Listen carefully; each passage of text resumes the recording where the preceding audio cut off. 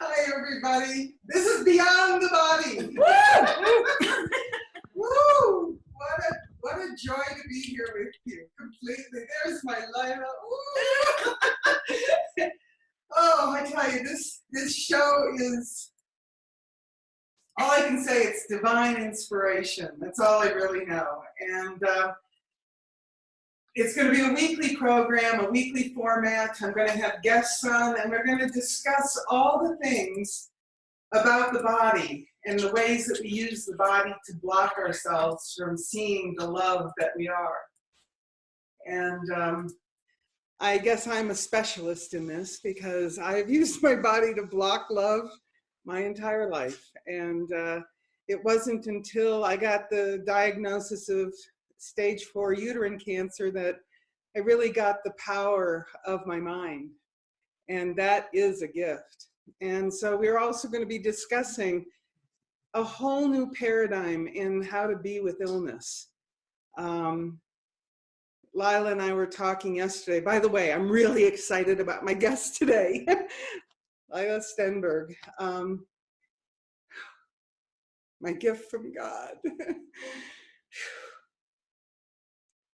She's a sister, she's a goddess that was also diagnosed with liver cancer, and she's been doing it differently too.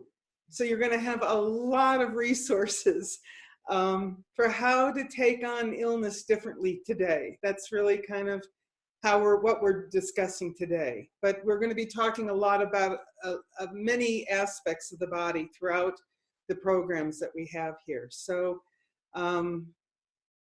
yeah, so I want to start this. I actually wanted to start this show with music, but technologically we're not quite there yet.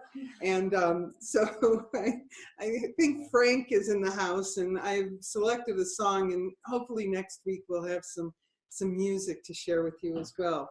But for right now, I just want to start the show with a piece from A Course in Miracles, one of the obstacles to peace. And anyone that has or is dealing with any kind of body shame issues, this is a big obstacle to getting beyond it, to see the peace and joy and love that you are. So let me share this with you. Yet would I offer you my body, you whom I love, knowing its littleness, or would I teach that bodies cannot keep us apart? Mine was of no greater value than yours, no better means for communication of salvation, but not its source. No one can die for anyone, and death does not atone for sin, but you can live to show it is not real.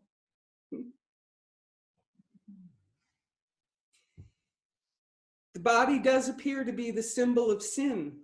While you believe that it can get you what you want, while you believe that it can give you pleasure, you will also believe that it can bring you pain. To think you could be satisfied and happy with so little is to hurt yourself, and to limit the happiness that you would have calls upon pain to fill your meager store and make your life complete. This is completion as the ego sees it, for guilt creeps in where happiness has been removed and substitutes for it. Communion is another kind of completion, which goes beyond guilt because it goes beyond the body.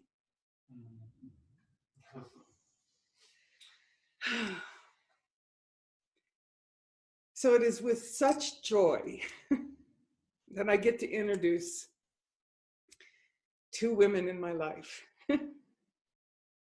And we had, there was much that was shown to us this week. And we had the opportunity to really live this particular principle in such a big way.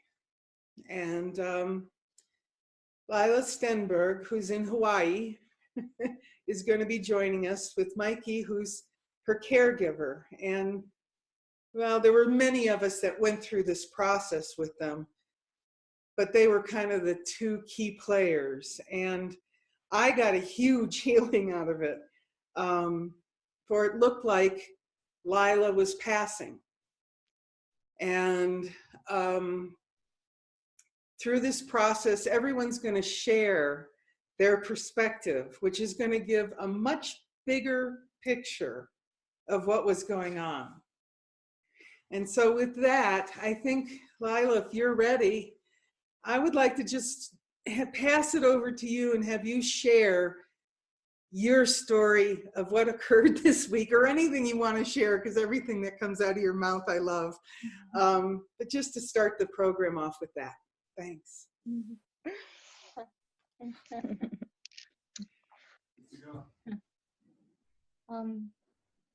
Am I on? Can people hear You're on, me? Hey. Oh my gosh. Oh.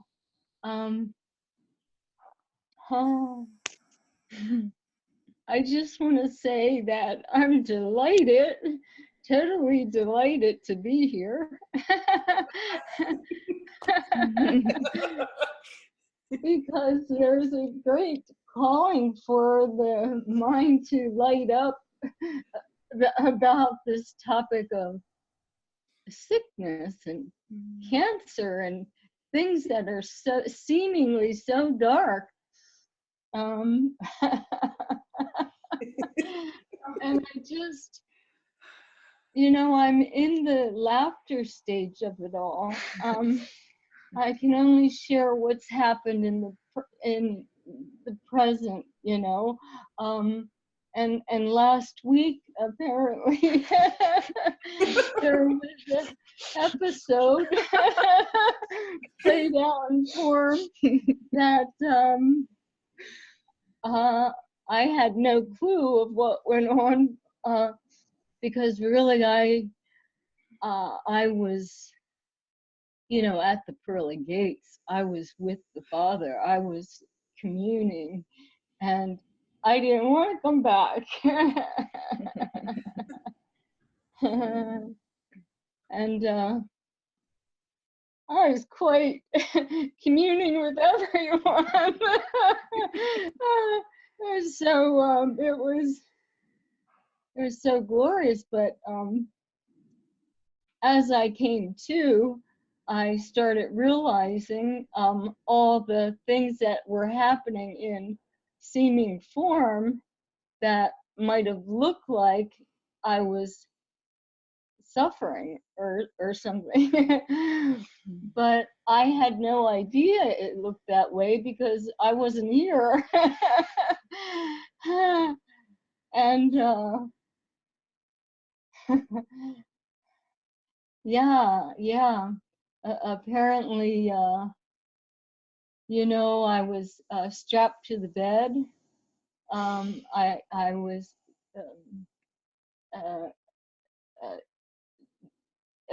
there was Micah can explain this part because you weren't there. Because I wasn't here.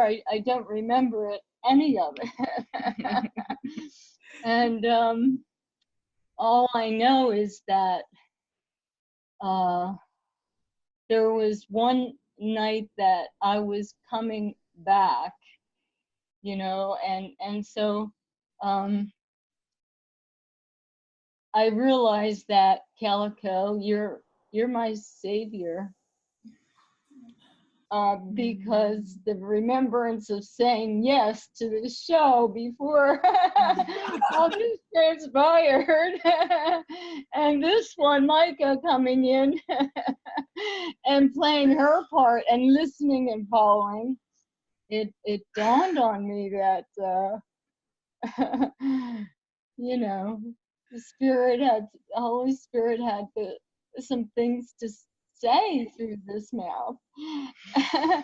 And it's all about really bringing the light to such seeming dark topics. And I just feel I'm witness to to the joy of really getting in touch with the guidance, you know. And the guidance can take on many different ways that you can hear it, you know. So yeah. So I think with that, perhaps I'll have more to share after Micah shares her part. And because the miracles are they're just cascading. They're just continually cascading. I could tell you a million of them, and there will be some sharing perhaps about all the miracles. And so I don't know, Micah, I think I'm gonna hand it over to you right now. Right. Hi, everyone. Yeah, so last week was a trip, but it's such a beautiful trip because I had a lot of people saying when I told some people that I couldn't be in contact because I had some hospital stuff going on, and I told them what happened a little bit, and a lot of people told me, oh, that must be so heavy for you, and oh, I'm thinking of you. It's so heavy, so heavy. And I thought, nothing here is heavy, really. Nothing is heavy. We didn't have a heavy week. It was a miraculous week, really. Yeah, it wasn't heavy. I learned so much, and yeah, I was up the whole freaking night, which is not good for me normally, but I wasn't tired. I was just doing whatever needed to be done, and everything worked out. And for me, it was so beautiful to, well, looking back at it, not really in the moment, but to see Lila just becoming the shell, and because she wasn't there anymore at all. And it took me a while to realize that, but it kind of dawned on me when she started asking for whiskey.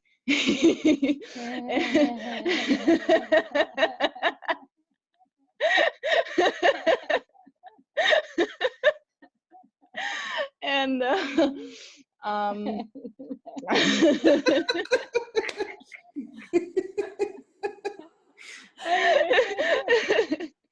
but there was so much violence coming out. She was super violent, and that's why she had to be tied to the bed, right? And it took 3 big men to put her in the ambulance because she didn't want to go. And yeah, I don't know. What I could see was a body being in pain, because the body was definitely in pain, but I had never seen Lila in pain. So that's another. Oh no.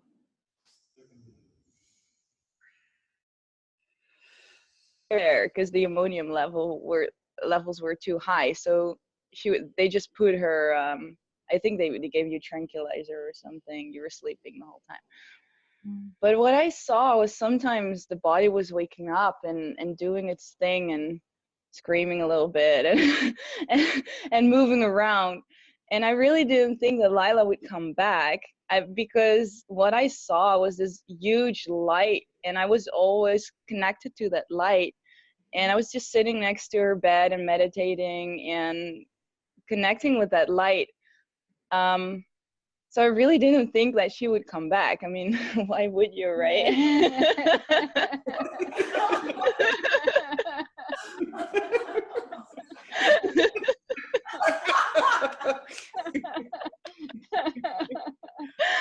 But then all of a sudden she did. She woke up, and I was expecting her to scream again. And she's like, hey, I'm not.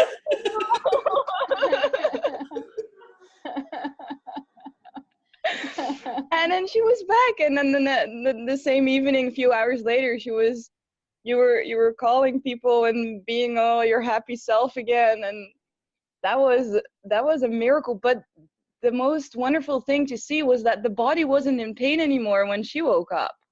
So before that, the shell definitely was feeling uncomfortable the whole time. When she woke up, there was no pain anymore, right? No, no. And see, the thing that's really, I mean, I wasn't here. I was really in the light. I was, you know, right? Yeah, yeah. And so I'm in my glory. I'm in total glory, and I'm with everyone. Every living thing I'm with, and we're all sharing, we're all extending this vastness from the mind of God. But laying there the second night when you know, I was still constrained, and apparently the mind called that forth because at some level. Because I was laying there and just allowing it to be, and I dropped so deep, deeper than I've deeper than I've ever experienced, and total surrender to be back, and you know, I know why things transpired the way they did. I keep on getting these all that transpired just still keeps on coming in, because it's like, holy moly. But yeah, I had no clue at all what went on. I was in the light, and I was just yeah. And when I came back and I was laying in bed tied, it's like, you know, I was at perfect peace with that, with perfect peace. And that's when I remembered the yes. So you're my savior because you asked me to join you, and I said yes. And I said, this is why I'm back, because I said yes. And the spirit wants to, you know, use the voice to bring light to this topic and to bring joy to it, because we can, the mind rises above all of this when we really listen and follow and get in touch with, you know, our divinity, our, you know, our wholeness, our holiness, our completeness. And, you know, I don't know, I just yeah, it felt just so beautiful to be back. And after that, I mean, you know, I've been up and about and moving around, and, you know, don't remember a thing about anything, about just coming back for the yes. And yeah, and I realized, you know, Micah was sharing a bit with me about how she was able to reach a point in mind where she didn't have false empathy. Things transpired where she didn't have false empathy. It was just like being true to the light, you know, just being true to the light. And yeah, yeah.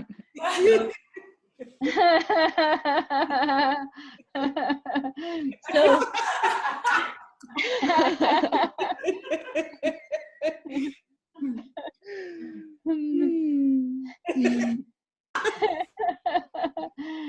so everyone got out of it, you know, exactly what was needed.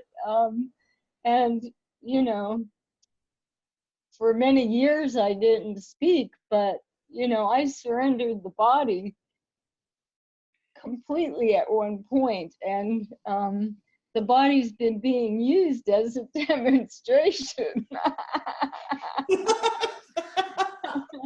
of, you know, above all of it, you know, above the body and beyond the body, there's, you know, there's great joy, and we can let go and die before we die, and live a glorious life without lack or scarcity thoughts, you know, or, you know, so it's possible.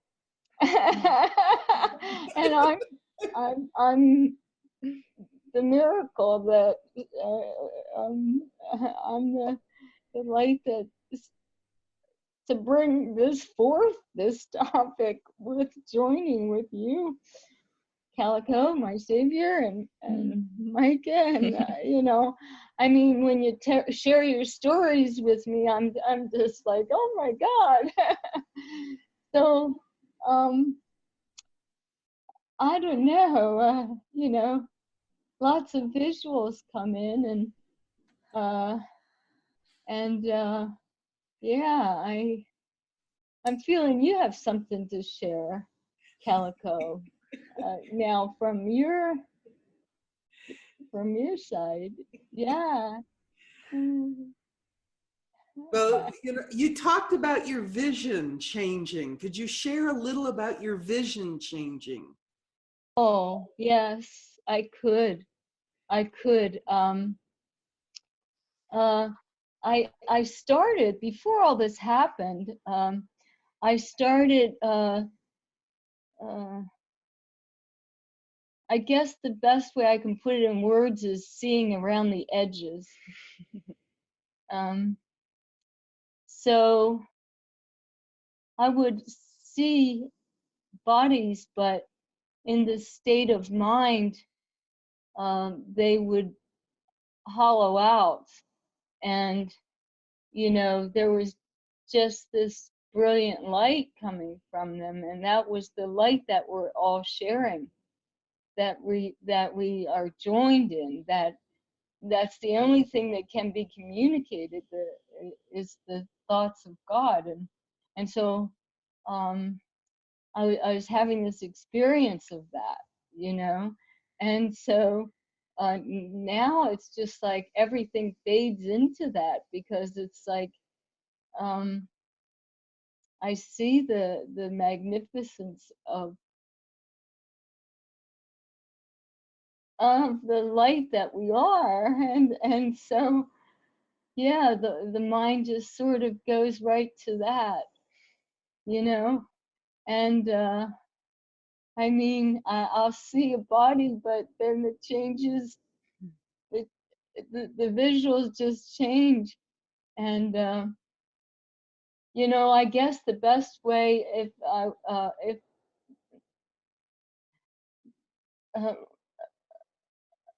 it's like seeing the sun eclipsed by the moon, and you see all the brightness that's coming out all around, and that's what I see when I see everyone. It's like so glorious. I just thank you. Because we're I mean, it's all unified. There's no duality in that at all, and that is true liberation and freedom. And we can live that life. Enjoy and laughter. And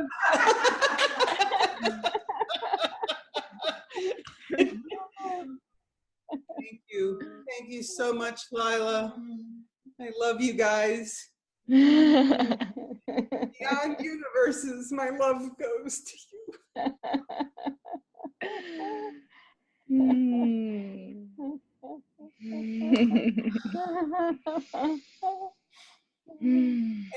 And with that being said, I want to just switch cameras for a moment because we have special technology. And we're going to get a shot of, it's on.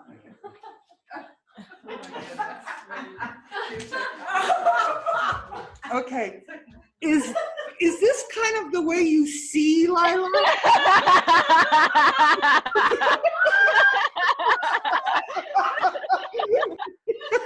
Because this is what God wants for us. I think that is it, right? Yeah. Oh my God. And I just need to say, I thank you so much for your share. You've been such a light for me. Do I have a masking tape? No, okay. You've been such a light for me because part of my process, and I wanted to share this with everybody, when Micah called me and was sharing that Lila was having some stuff go on, and she shared about being tied to the bed and all of these things, the healing for me was I still feared losing control of the body. You know, there was an attachment to being in charge of bodily functions and controlling my emotions and controlling, you know, the bowels and controlling all those things. And so my healing was really to get in touch with the fear. And you gifted me that. And I get you weren't there because I needed the healing.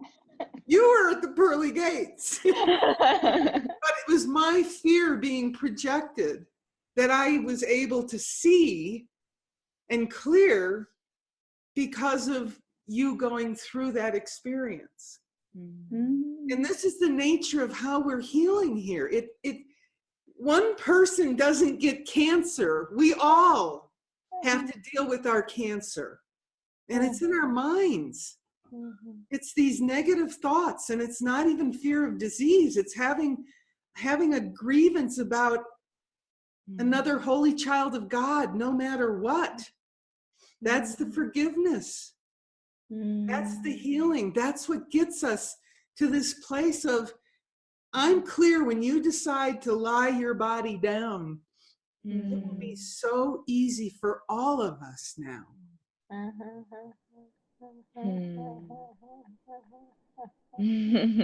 I just need to say, don't go too quickly. And I may be speaking wrong right now, but Lila and Micah and I have talked about doing a retreat in Hawaii. You know, so whoever wants to join. At the spur of the moment. So folks, if you're interested, here we go. We have a special guest joining us.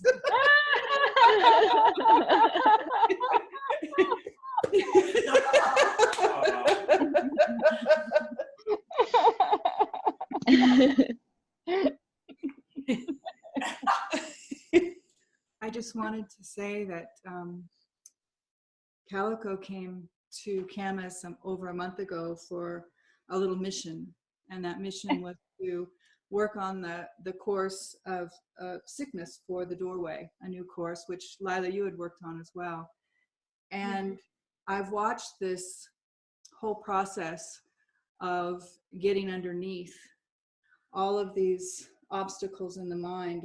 And when you guys see Lila and Calico, they've done a tremendous amount of work in their mind.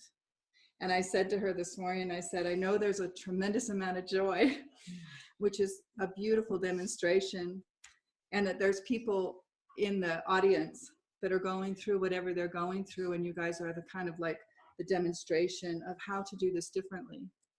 And that's what I've seen. I mean, Lila, we've been together for years and years and years, and we went deeply, deeply into the mind, and the joy of seeing the transcendence of what's really possible for all of us is right here and present.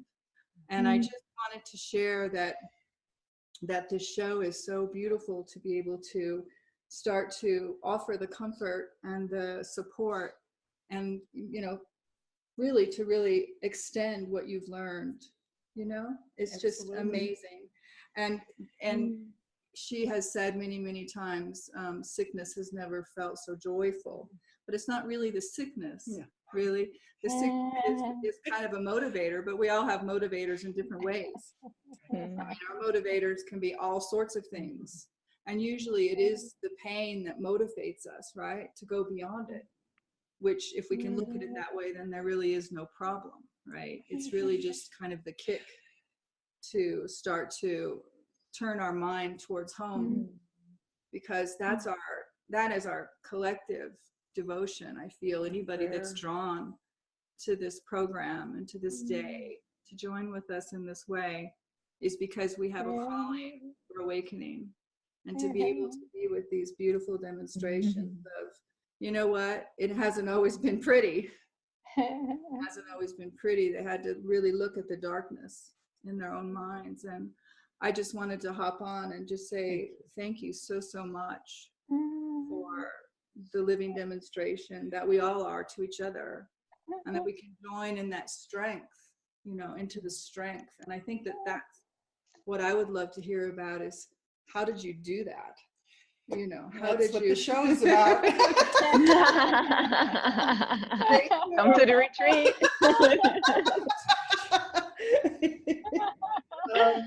You know, and that it really is. I have to stay focused on time too. You know, one of the things that Lila and I've talked about, and I really feel like she's my co-host in this, and however often she wants to join the program, it's my invitation that she joins us. That we really want to show the magnificence of who we are, and it's our circumstances that keep us small and scared. And there's something I want to read that Lila wrote to me right after this episode. And, if you don't mind, Lila, I'd love to read this that you wrote, minus the swearing. A little reminder, there is no monster inside of you. Fall in love with the darkness. With the blank and the blank of life, the shadows, the hidden parts, the bits we hide out of shame, fall in love with the innocence. Our childhood fears of the dark, of being exposed, of showing ourselves, being seen, coming into the light. The doubts, the secret pains, our strange fantasies, feelings we just don't know what to do with. Terrors of the nighttime, the rage that bubbles just under the surface, the fear that we are not lovable, the feelings and thoughts we conceal to maintain the image of me, to be good, to be nice, to be spiritual, to be the one who can hold it all together. Fall in love with this secret humanity. Know that darkness is not darkness, only scared fragments longing to come into the light. Beings who want love and attention and breath and inclusion in the larger picture of self. Do not seek the light, friend. Simply be the light. Be what you are, the light of life. And have the courage to shine fully on the sore places, the tender places, illuminate, radiate. Make it safe for the little monsters to come out of hiding. Let them know they are beautiful and worthy and not monsters at all. Holy Spirit.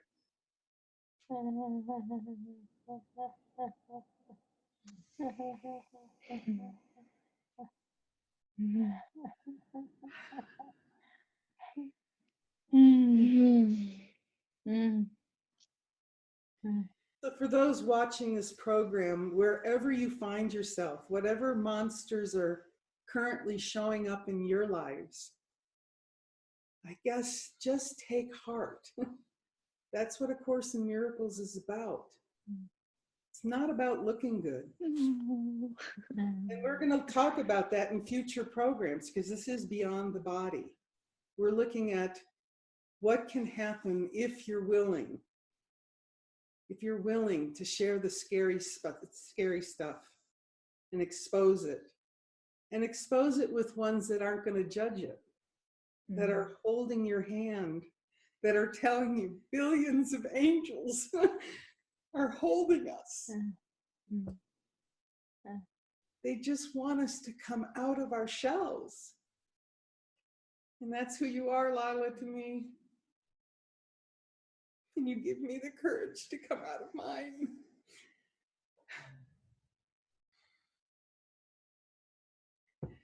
So with that being said,